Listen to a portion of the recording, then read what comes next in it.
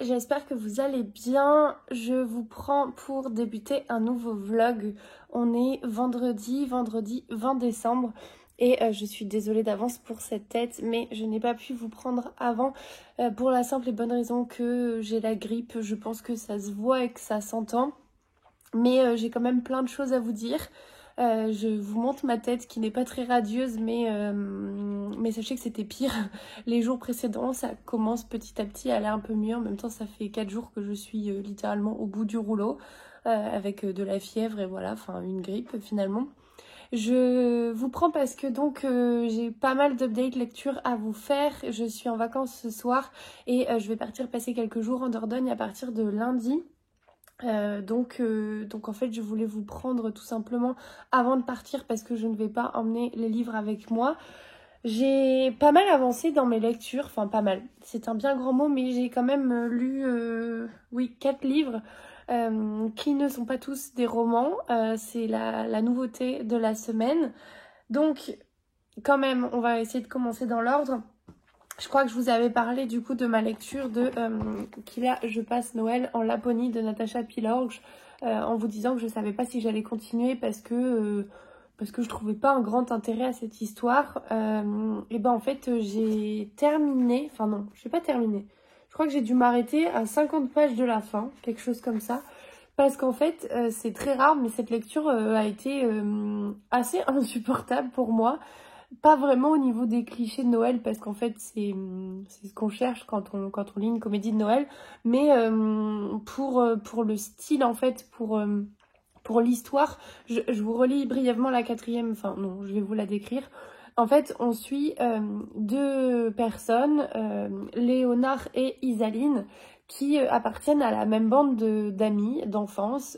Ils avaient tous les deux un meilleur ami en commun qui s'appelait Hugo, j'ai envie de l'appeler Théo, pourquoi qui s'appelait Hugo, et Hugo il est décédé des suites d'une longue maladie.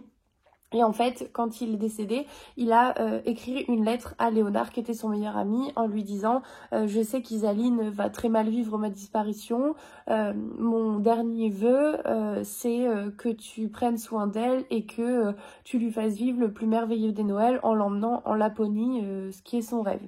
Donc Léonard va suivre les instructions d'Hugo et va organiser avec tout le reste de leur bande d'amis un voyage en Laponie, au village du Père Noël, pour redonner goût à la vie à Isaline. Sur le principe, le pitch, voilà, c'est celui-ci. Moi, j'avoue que ça me donnait envie. On est donc sur un décor en Laponie avec tout ce que ça implique de féerie, de magie. Et en fait, très vite, on rentre dans cette histoire et on se rend compte que le décor et les animations, enfin en tout cas c'était mon ressenti, c'est presque un prétexte. En fait, on va vous décrire ce qu'ils font là-bas. Ils vont visiter le village du Père Noël, ils font un concours de gâteaux avec du glaçage en sucre, blablabla, du chien de traîneau, enfin tout ce qui est un peu cliché et ce qu'on s'attend à trouver dans ce roman, finalement, ok. Mais on se rend compte que du coup, il y a un passif entre ces deux personnages où en fait, un coup, ils sont ennemis, un coup, on comprend qu'il y a une tension amoureuse. Sauf qu'en fait, très vite, la tension amoureuse dévie en tension sexuelle. Et plus on avance dans le roman, plus moi je m'attendais justement à voir quelque chose changer. Et en fait, c'est de pire en pire, enfin, en tout cas pour moi, parce que, en fait, à part dire que dès qu'elle se penche, il reluque son postérieur et ses formes, qu'elle est tout simplement divine, enfin voilà, il y a trop de choses qui m'ont fait vraiment lever les yeux au ciel. Et du coup, oublier l'histoire, en fait, parce qu'arrive un moment, ça prend 80% de ce qu'on lit. Donc j'ai quand même voulu avancer au maximum. C'est un roman qui fait 380 pages. Et voilà, je crois que j'ai dû m'arrêter à page 320, tellement en fait je levais les yeux au ciel toutes les 2 pages. Et je me suis dit tout simplement que voilà, j'avais envie de lire autre chose. Donc c'est à peu près comme si je l'avais terminé. Pour moi c'est à mi-chemin entre un abandon et une lecture que j'ai vraiment pas du tout appréciée. Voilà, est-ce que c'est... Enfin, pour le coup, c'est pas la thématique. En fait, moi, je sais que je lis peu de comédies romantiques de Noël, peu de comédies romantiques tout court, mais justement, j'en lis qu'à Noël, généralement.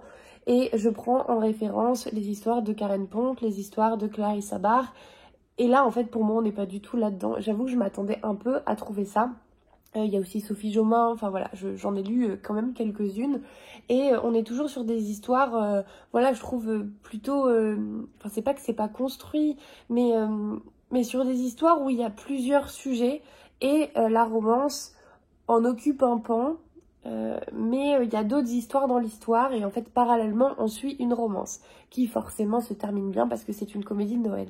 Là pour moi du coup il n'y a que la romance est au cœur de cette histoire et tout le reste c'est un petit peu pour édulcorer ça, mais en fait il n'y a pas vraiment d'autres histoires à part voilà une tension où on a envie de leur dire en fait allez-y embrassez-vous, sautez-vous dessus et on n'en parle plus, vous êtes ensemble.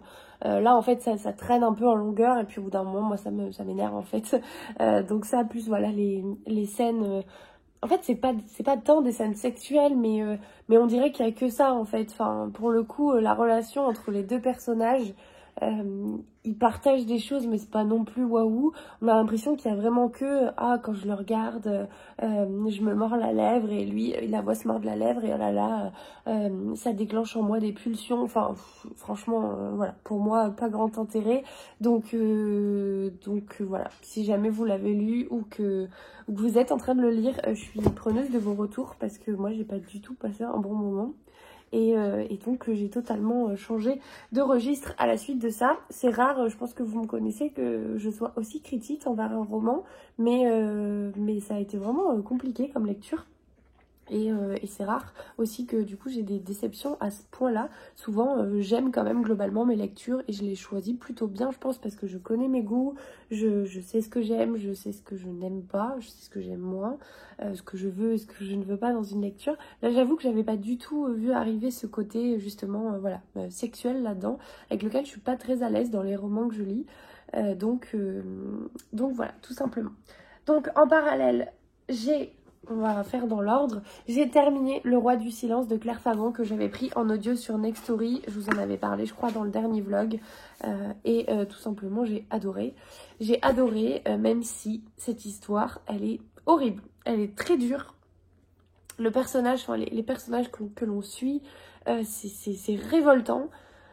Mais en fait, c'est tellement bien écrit que si c'est révoltant, c'est parce que c'est bien écrit en fait. C'est que Claire Favant, un peu comme dans Le Tueur Intime, où en fait elle nous décrit donc le tueur que l'on suit, bah en fait on est un peu dans le même registre, ça m'y a un peu fait penser, mais j'ai vraiment préféré pour le coup au Tueur Intime.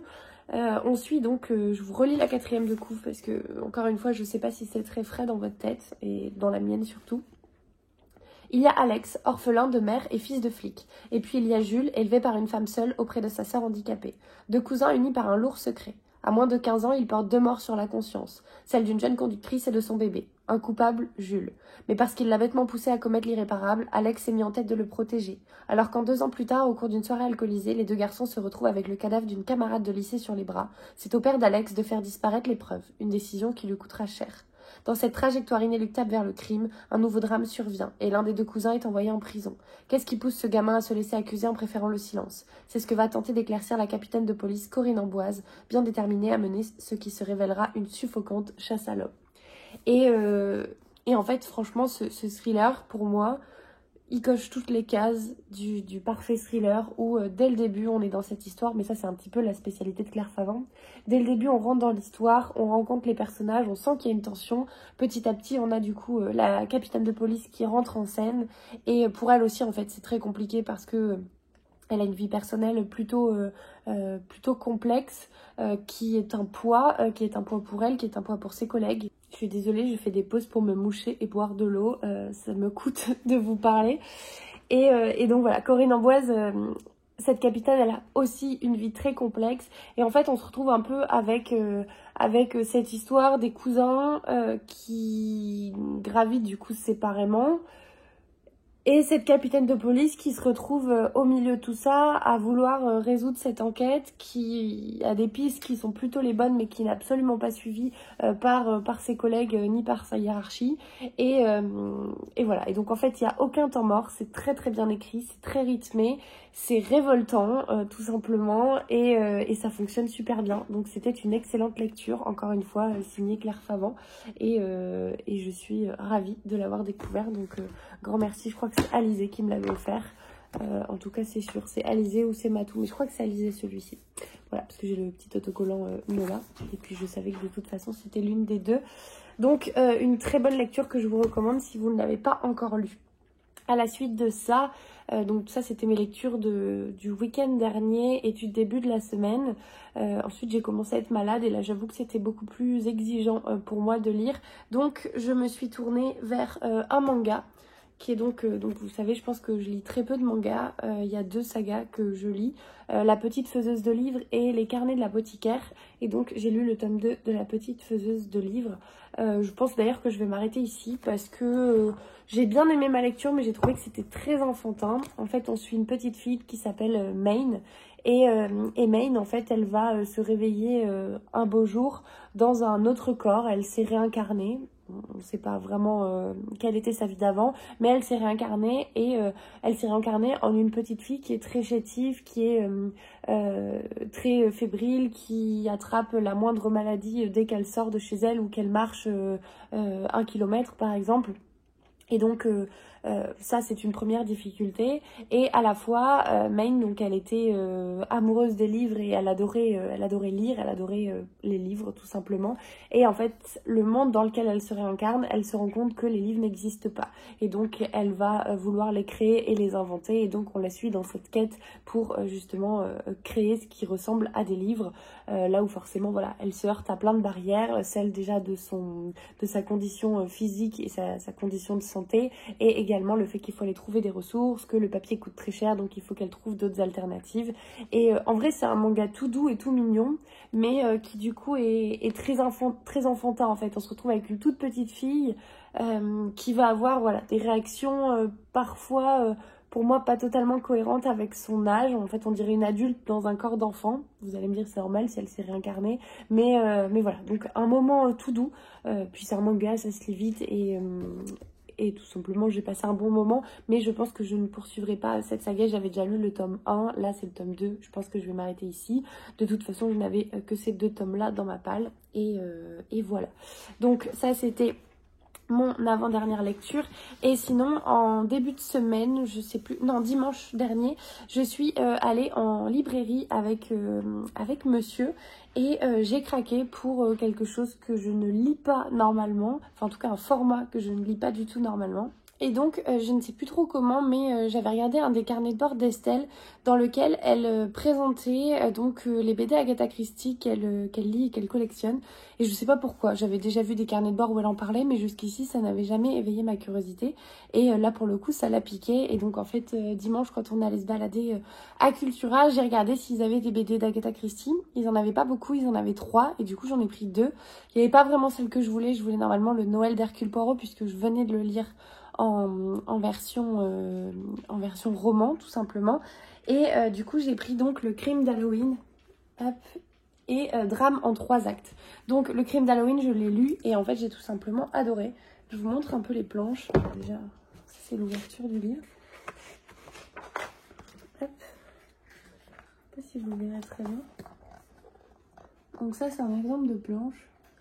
Et en fait donc c'est édité par les éditions Paquet et à chaque fois c'est des illustrateurs différents, enfin des illustrateurs et la personne qui fait les dialogues ce sont des gens différents. C'est adapté bien sûr du roman, mais le scénario voilà est fait par quelqu'un, le dessin par une autre personne et selon les tomes là par exemple sur le Crime d'Halloween et Drame en 3 actes, ce ne sont pas les mêmes illustrations ni la même personne qui a écrit le scénario. Moi j'ai lu celui-ci, je suis en train de lire donc Drame en 3 actes qui est à l'étage et j'avoue que j'ai pas envie de me lever pour aller le chercher, mais j'ai adoré. Je trouve que ces BD sont vraiment très chouettes et moi qui ne lis pas de format de BD, enfin en tout cas qui n'en lisais pas ou peu, alors que mon conjoint pour le coup beaucoup, donc on a quand même pas mal de BD ou de romans graphiques à la maison, mais c'est vrai que moi j'ai tellement de romans à lire que c'est rare que je prenne le temps pour des BD, alors que je me rends compte que j'ai passé un très bon moment. Donc voilà, j'ai décidé de me lancer dans la collection de cette saga de BD, si on peut dire ça comme ça. J'en ai déjà 2, je crois qu'il y en a un peu plus d'une dizaine qui sont sortis. Et celui-ci, normalement, c'est le dernier en date qui est sorti, je crois, cette année. Voilà, si ça vous dit, c'est également des idées cadeaux, je pense qu'ils peuvent être intéressantes. Ils sont à 16,50 €. bon, ce qui est le prix d'une BD moyen aujourd'hui. Et j'en ai profité donc en plus de ces 2 BD pour m'acheter un roman qui me faisait de l'œil depuis un moment. Je savais pas en fait si je l'achetais pour moi ou si je l'achetais pour ma maman et auquel cas elle me l'aurait prêté. Mais du coup je l'ai pris pour moi, c'est moi qui lui prêterai.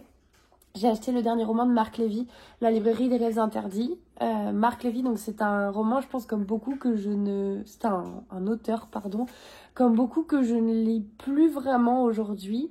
J'avais renoué avec lui, avec sa série, enfin sa saga, pas Néo, n'importe quoi, c'est Michel Bussy. Noah, le crépuscule des fauves et tout ça, qui mettait en scène des sortes de hackers qui allaient combattre voilà, pour la justice et le bien dans le monde. Et j'avais beaucoup aimé parce que j'avais trouvé qu'on retrouvait Marc Lévy sur un nouveau genre, un peu plus thriller, un peu plus roman d'espionnage. Et voilà. Et j'avoue que depuis, je crois que je suis pas à jour, j'ai pas dû lire le dernier. Et j'ai loupé ces 2 dernières sorties, mais là, celui-ci, la couve est juste sublime. C'est le même illustrateur qui a réalisé l'illustration des Cozy Christmas Mystery de Karen Pitoki. Et voilà, je trouvais que vraiment cette couve était assez incroyable. Je vous lis la 4e de couve rapidement. Mitch, libraire passionné, est arrêté un matin pour un crime impensable. Il a transgressé la loi en vendant des livres interdits. Après 5 années de prison, il n'a qu'un désir, retrouver sa liberté et sa librairie. Mais le destin en décide autrement. Le même jour, Mitch croise le procureur qui l'a fait condamner et rencontre Anna, une jeune chef qui pourrait bien être la femme de sa vie. Que faire quand on est pris entre une irrépressible envie de vengeance et une irrésistible envie d'aimer? Peut-on rêver d'un avenir sans s'être acquitté du passé? Une comédie brillante et engagée qui donne le goût de lire et d'aimer. Voilà. Vraiment, il est sublime. Donc je pense que ce sera une de mes prochaines lectures avant de le prêter à ma maman.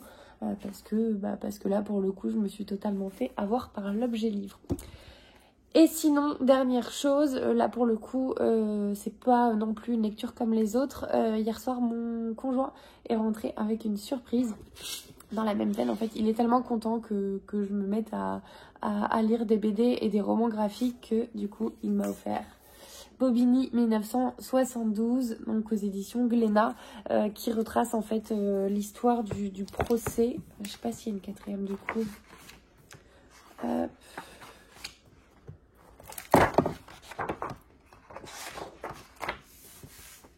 Non.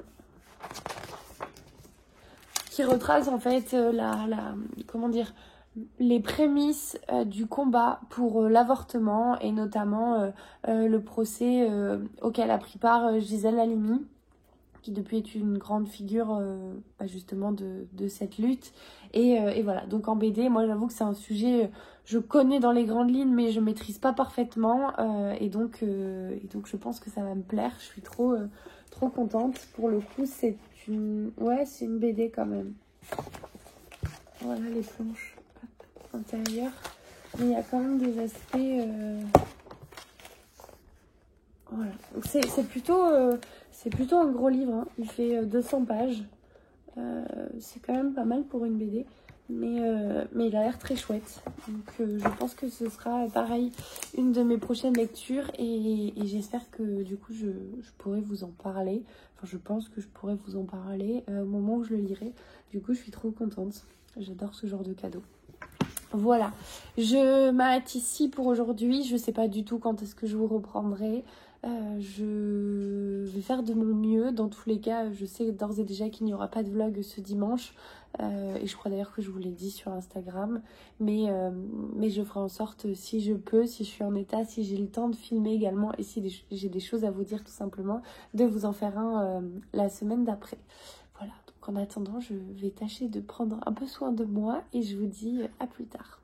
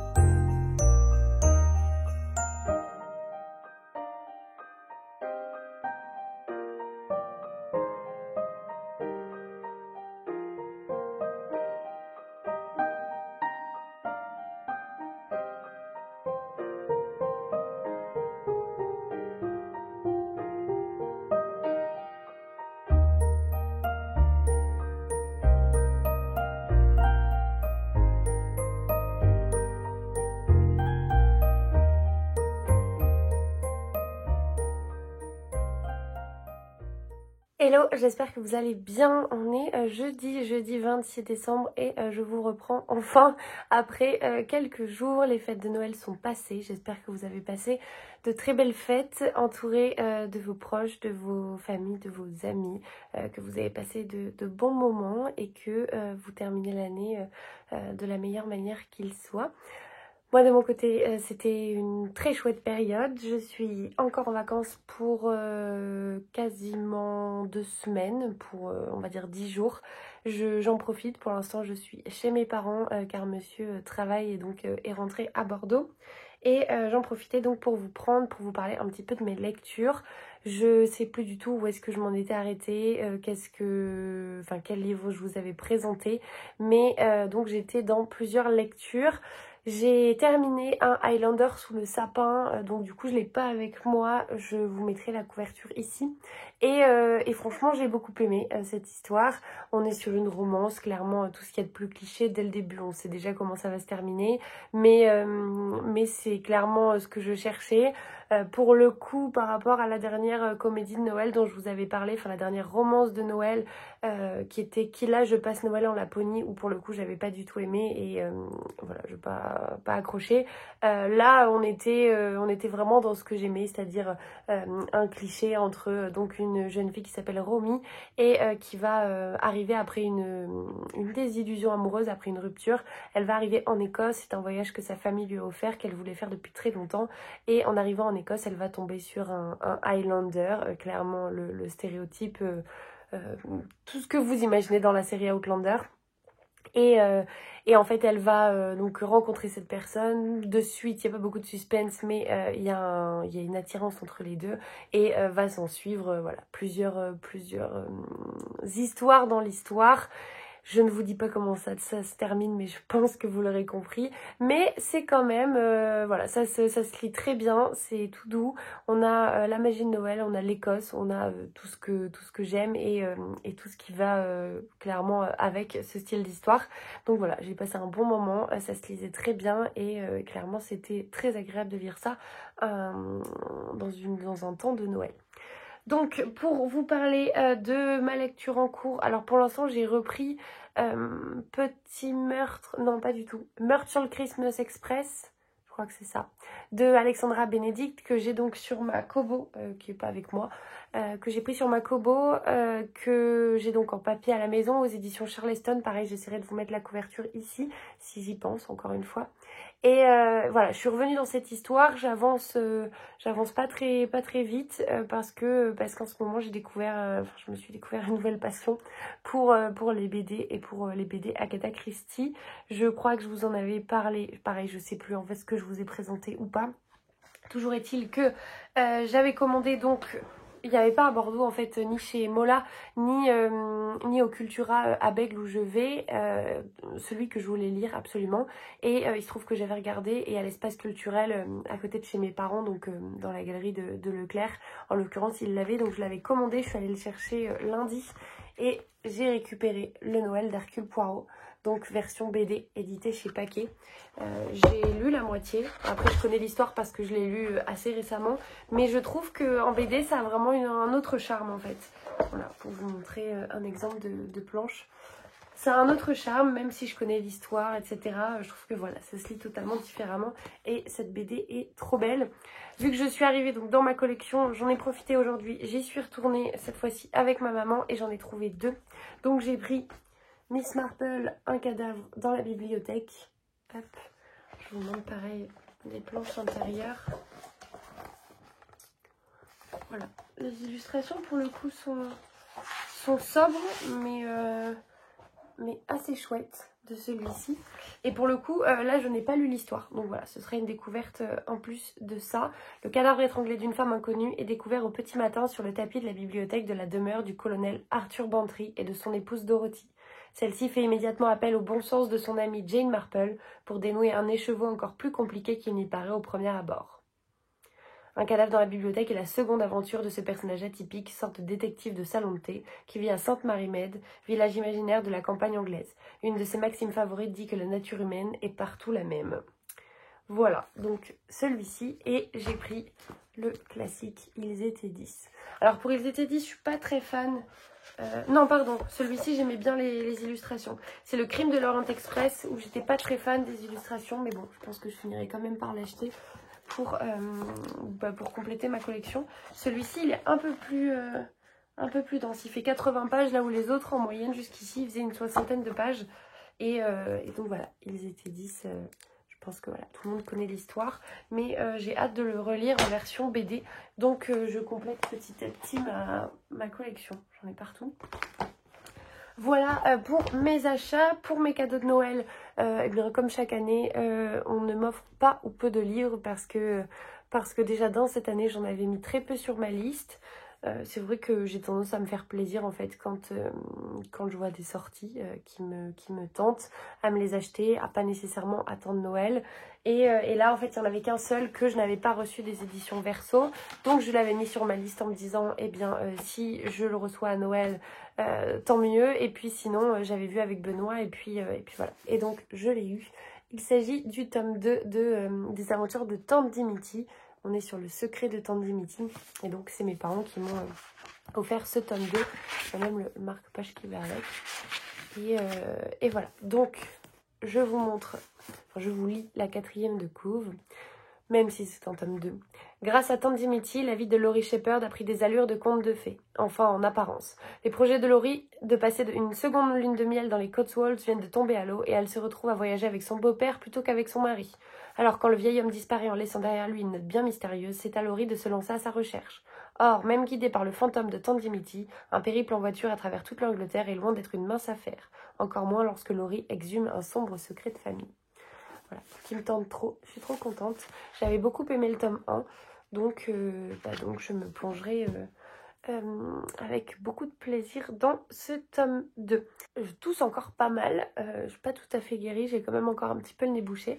Sinon je voulais vous parler de ma lecture audio, de ma nouvelle lecture audio. J'ai pas énormément avancé, mais j'ai commencé une nouvelle lecture sur Nextory. J'ai commencé La librairie des livres interdits de Marc Lévy, qui est donc son nouveau roman. Je vous en ai parlé assez récemment, je l'ai acheté la semaine dernière ou il y a 10 jours, quelque chose comme ça. Et donc j'ai vu qu'il était sorti en audio sur Nextory, donc je l'ai débuté. J'ai écouté l'équivalent de 4 chapitres pour l'instant, mais j'aime beaucoup. On est sur une histoire donc d'un homme qui s'appelle Mitch, qui est libraire. Je vous fais l'histoire dans les grandes lignes, qui est libraire et qui va un jour être condamné à faire de la prison parce qu'il aurait vendu des livres interdits, comme le nom du roman l'indique. Sauf que donc à sa sortie de prison, il est partagé entre d'un côté l'envie de se venger et d'essayer de comprendre ce qui lui est arrivé, et l'envie d'aimer, puisqu'il va faire une rencontre qui pourrait bien changer sa vie. Voilà, donc dans les grandes lignes, cette histoire. J'en suis qu'au début, mais je retrouve la plume de Marc Lévy, c'est fluide, ça se lit très bien. On est sur un univers très agréable pour l'instant, donc je vous en reparlerai un petit peu mieux.